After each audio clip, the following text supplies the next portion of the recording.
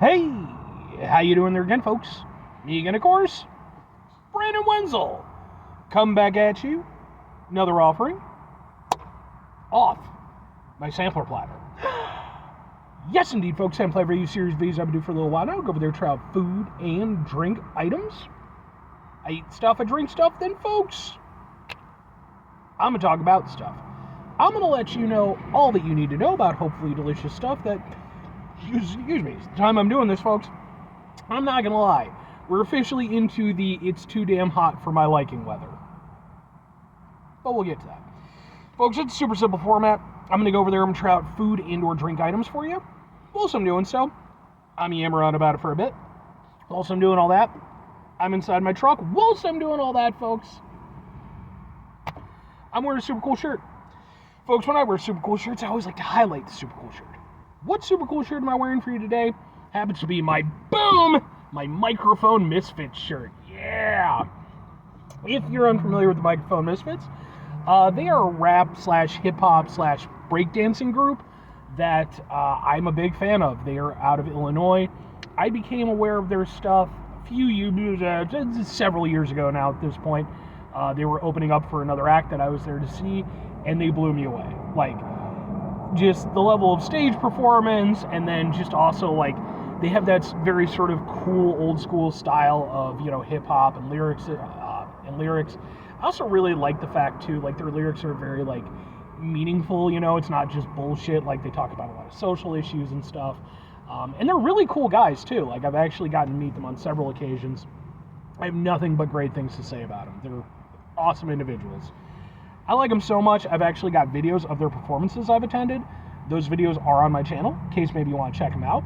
If nothing else, I'd be more than happy to kind of point you in the right direction as far as their music goes, because, damn it, I think they're amazing. But anyway, what am I trying for you today, folks? What are we doing here? So yeah, like I said, we're officially in it's too warm for my liking weather. It's not horrible, but I had to go over there. I had to go out and get some supplies today. So I popped on out to the Walmart. And if I'm making my way out anyway, I'm all cleaned up and stuff, I might as well get in a review. And I was kind of looking at my options in the area, and a lot of the stuff I've kind of already done. But I figured, screw it, man. There's a Panda Express right next to it. So, it's heavy. Boom! What is this? And it's kind of slightly leaking. A little bit. Okay. This is their Beijing Beef. I went over there, I got it as a full meal because I'm a fat guy and I'm hungry. I've reviewed some stuff from Panda Express in the past. Typically I do it when there's like a new item or something interesting. This is definitely something that's been on their menu for a while, but reviewed. So let's get a thing for the thing here. It looks like this. Okay, go. And let's try out some Beijing beef. I actually don't know if I've had the Beijing beef before. Like, I'm almost certain I have, but... Fork? Fork? No.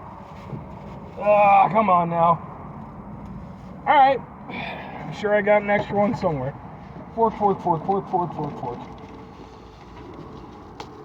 knife. Fork! Okay. Yeah, like, but I don't know, like, I don't hit Panda Express all that often, so let's give it a go.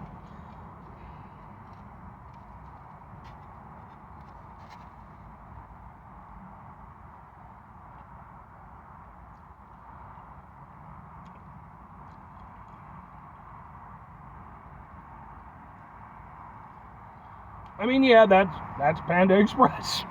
What else can you say? The funny thing is, like, I have, like, some nice takeout places for me, for Chinese food. I even have some, like, rather kind of upscale places around me. I have no reason to go to Panda Express, but every now and again, man, I get a hankering for their food. But the reality, of course, is it's really nothing all that exceptional. That's definitely the case here. But that said, it's not bad. It's pretty much along the lines of like what you would get from like a Chinese buffet. and not like a particularly fancy Chinese buffet, because there are some out there that, you pay a little bit more, but it's worth it. I mean, the beef is obviously very thin. To be fair, it's tender and everything. You don't get a strong beef flavor. It's mostly the coating and the sauce. The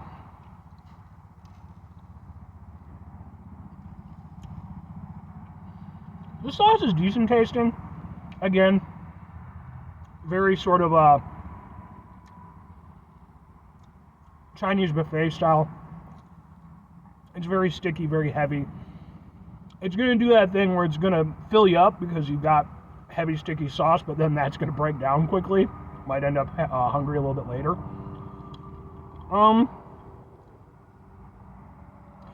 It's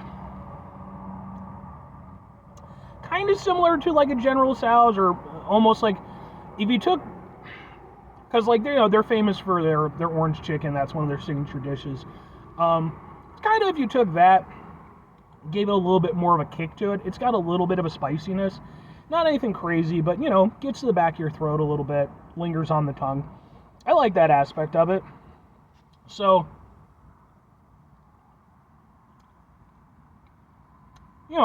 it's got a little bit of sweetness to it.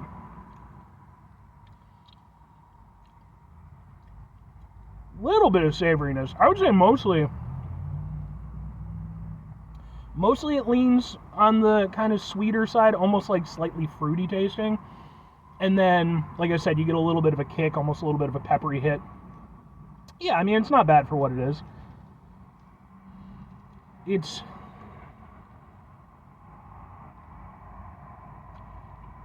more than serviceable by Panda Express standards. I like the red peppers, that's nice. Some onions. Yeah, the onions and the pepper, they're a bit kind of tossed in, but they fit nicely with the dish. Okay. 2 questions have to be asked. Would I get it again? Would I recommend it? Sure and sure, but within context. Said context being, it's Panda Express. Like, again, I mean, look, they're fast food Chinese food, and, they fill a certain hole, but, like, at the same time, I keep saying, it's a nice filler word. But by that same token, get myself out of that. It's not anything exceptional. Like I said, the beef flavor, is pretty minimal. Did it again. The beef flavor is fairly minimal. You are getting mostly just the sauce. And again, it's that sort of heavy, sticky sauce. But, the beef is tender. I like the kick that it gives you. Would this be my go-to item from Panda Express? No. But if I were getting like a plate or a bigger plate, I wouldn't have a problem having it being one of my options. But it definitely wouldn't be the mainstay thing that I would want from it. Again, it is tasty. So I do think that, yeah, like I said, I would add it in here or there, and that's why if I'm recommending it, it's the same thing, I promise I'll get better. Yeah, it's the same thing.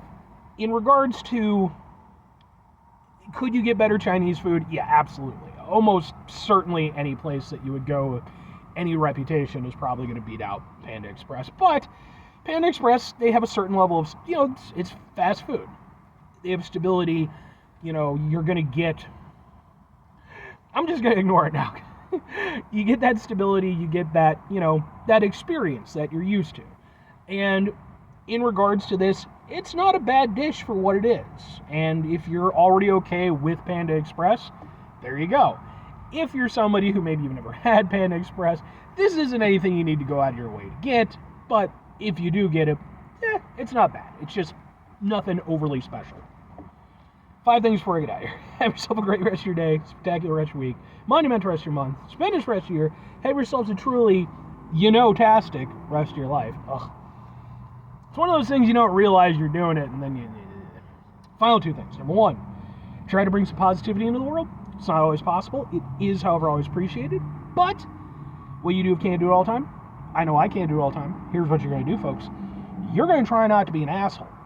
Now, folks, it's not always the easiest thing in the world to not be an asshole. Trust me. I know it. I live it. I'm out there every day with you in it.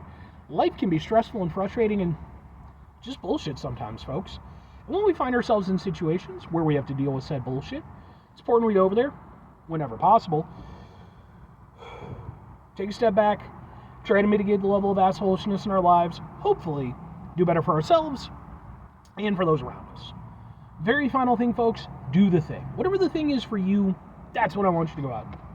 Folks, do you have any stupid tick words that you happen to pepper in with your overall vocabulary way too often? I'm sure, if I went back and watched any number of my previous videos, I'm sure I'm better and worse at it. A lot of it just depends on the flow that I've got going. If I've got a good flow going, typically I don't have to resort to that. But when I'm kind of in my own head and I'm trying to describe something, sometimes it helps to just kind of pepper in those little things here or there to kind of, stifle the flow a little bit, give me a little bit more time. But what about you? Anyway,